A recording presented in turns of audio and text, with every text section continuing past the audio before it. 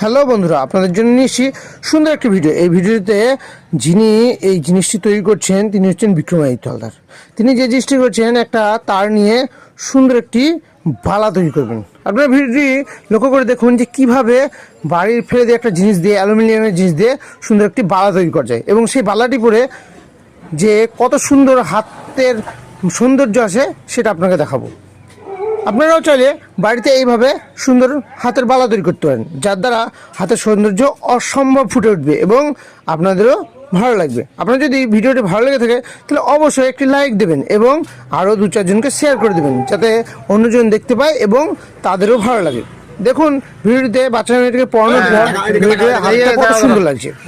আমাদের হাতে লড়ো, হাতে লড়ো, হাতে লড়ো, হাতে লড়ো, হাতে লড়ো, হাতটা। হ্যাঁ, এদিকে হ্যালো করো, হ্যালো হ্যালো হ্যালো বলো হ্যালো।